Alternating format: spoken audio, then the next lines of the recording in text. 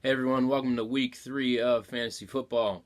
I'm going to get right into it. My stud of the week goes to Baker Mayfield. Come on, I know you're all Browns fans. You just have gone away because they're not been good for so long. But that is the first time I have ever in my life, maybe 1 year, but in my life seen a quarterback be the reason the Browns won a game. That's exciting. I mean, technically, I was like 6 when Bernie was playing, but who remembers that stuff? And I had 1 year of Derek Anderson, but we all know how that turned out. So, Baker Mayfield, you were the stud for this week. Go Browns. And we're currently number 2 in the division. That's crazy with a 1-1-1 record. It would stink to be like the team who's in last place, whose running back hasn't showed up, whose wide receivers tweeting stuff all the time, and coach seems to have no control. But, I mean, whoever that team is, who knows? Go Browns. But my real stud for this week goes to Ben Black. The reason is, I mean, sure, you got the highest score, but when I look at your team, what I really liked that you had was 11 touchdowns. That's awesome. And you did it, with making one wrong choice, meaning you should have had Keelan Cole in or Sammy Watkins in instead of Howard. But besides that, you made all the right choices. You had a really good week, so good job, Ben. I can't deny a 173.9. Now, my dud of the week, that was a little bit harder to pick because, I'm attracted to the low score. So I go to Heiser's, and he's dealing with Le'Veon Bell.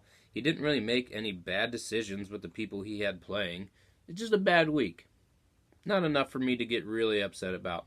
Same thing with Tyler. Low score, but didn't really have anyone he should have played that he didn't. But when I go to another team, Andy's team, it seems like if you would have made probably just one other decision, you would have won the game. Meaning if you would have put in Fuller, and you could have put him in for Thomas, you could have put him in for Crow.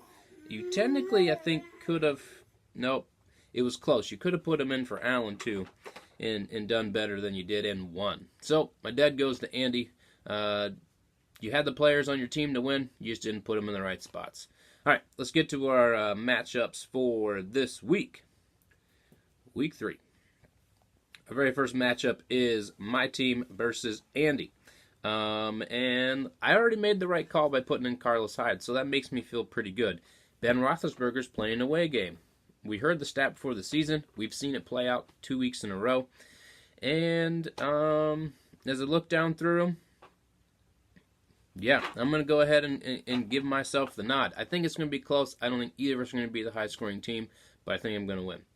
All right, next we have Ben, the reigning stud, versus Urban Legends, which I think is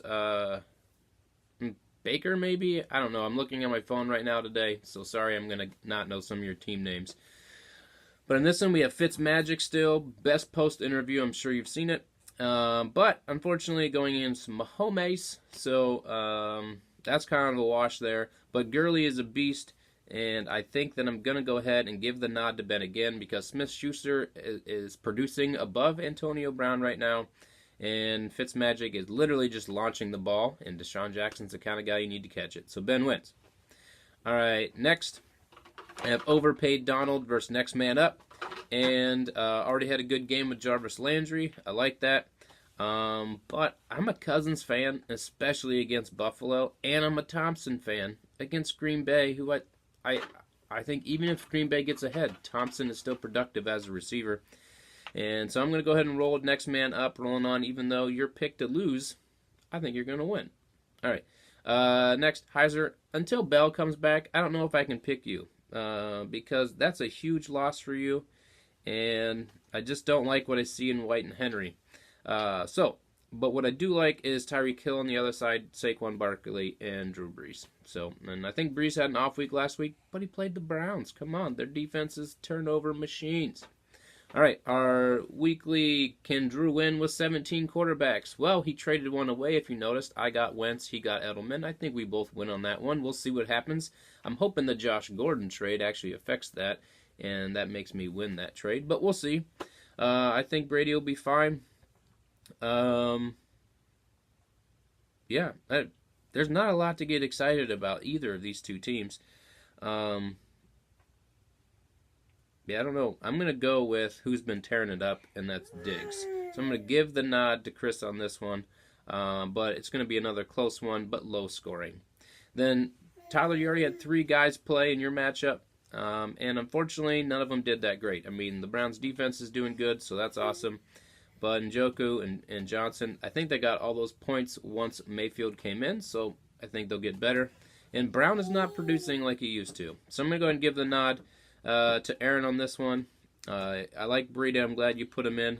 And maybe we'll get something out of Fournette. But, again, this is not another exciting matchup. I still think the 2 best teams, as I said, are 2-0. And I think they're most likely going to keep rolling and be the 2 at the end. So that's it. Those are my picks for this week. And the Browns already played, so go Browns. Baker may win, and he did win. See ya!